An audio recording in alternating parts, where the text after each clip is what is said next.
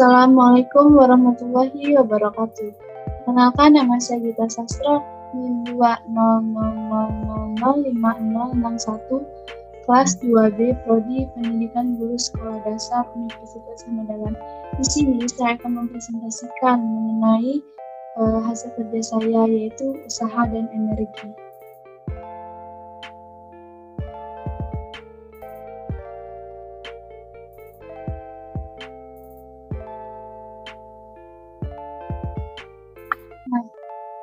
Saya melakukan kegiatan ini selama dari tanggal 28 Maret sampai 6 April 2021. Hari pertama yaitu hari Minggu pada tanggal 28 Maret 2021 saya membuat video mobil bergerak bertenaga angin. Hari kedua yaitu hari Senin pada tanggal 29 Maret 2021 saya menginstal software tracker. Hari ketiga yaitu hari Selasa pada tanggal 30 Maret 2021 saya mempelajari software tracker. Hari keempat yaitu hari Kamis pada tanggal 1 April 2021 saya memasukkan video, memilih frame video, dan melakukan kalibrasi panjang pada video. Hari kelima yaitu hari Jumat pada tanggal 2 April 2021 saya memasukkan sumbu koordinat dan membuat point mesh. Hari ke-6 yaitu pada hari Sabtu 3 April 2021 saya membuat jalur gerak benda menggunakan teknik manual. Hari ke-7 yaitu pada hari Minggu tanggal 4 April 2021 saya membuat data di tracker. Hari ke-8 yaitu hari Senin pada tanggal 5 April 2021 saya memasukkan data dan membuat grafik di tracker dan melakukan analisis data. Dan hari yang terakhir yaitu hari ke-9 pada hari Selasa tanggal 6 April 2021 saya melakukan presentasi. Nah, selanjutnya adalah alat dan bahan. Alat dan bahan yang saya gunakan selama saya membuat mobil bertenaga angin yaitu solder 1 buah, software tracker, botol bekas 1, sedotan plastik 3, tusuk sate 2, tutup botol 4, balon karet 1. Nah, langkah-langkah yang saya gunakan atau prosedur kerja yaitu pertama-tama saya mendownload tracker pada laman yang tertera di LKM saya. Yang kedua, saya mempelajari tutorial tracker pada link yang tertera. Yang ketiga adalah saya membuka program di laptop saya. Yang keempat adalah saya memasukkan video yang telah saya buat.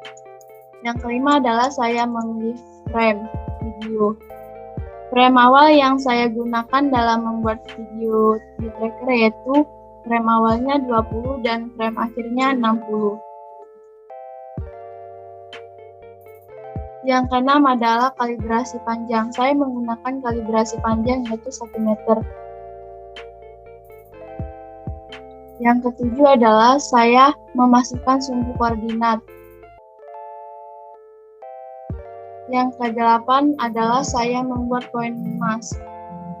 Saya membuat point mask menggunakan point mask G.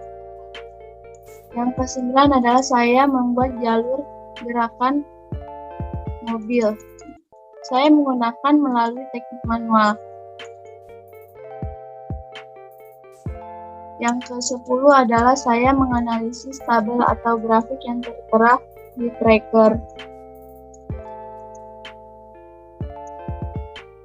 Nah, dari hasil data grafik yang saya dapatkan di tracker saya memindahkannya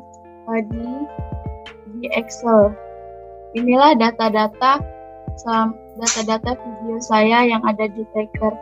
Dari waktunya, jaraknya, kecepatannya, percepatan, energi kinetik, energi mekanik, usaha, dan gaya. Selanjutnya, saya akan menganalisis bagaimana hubungan antara gaya dan kecepatan. Jadi, hubungan gaya dan kecepatan adalah semakin besar gaya yang diberikan, maka akan semakin besar pula kecepatan suatu benda. Dan apabila gaya yang diberikan kecil, maka kecepatan suatu benda akan kecil pula. Gaya yang diberikan akan menyebabkan suatu benda yang diam menjadi bergerak, yang bergerak akan menjadi diam, dan menyebabkan kecepatan benda. Nah, yang kedua saya akan menganalisis hubungan gaya dengan usaha. Hubungan gaya dan usaha adalah apabila suatu benda melakukan usaha pasti memerlukan adanya gaya baik dorongan ataupun tarikan. Gaya yang diberikan pada suatu benda akan membuat suatu usaha. Usaha juga memiliki energi yang disalurkan sehingga berhasil menggerakkan suatu benda dengan gaya tertentu. Sesuai dengan rumus usaha yaitu gaya dikalikan dengan perpindahan. Nah, analisis ketiga yang saya lakukan adalah hubungan antara usaha dan energi kinetik.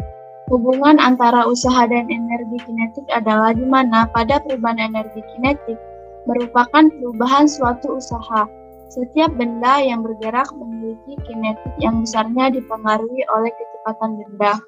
Besar energi kinetik dan semakin besar saat kecepatan yang dimiliki benda semakin tinggi. Begitu juga sebaliknya.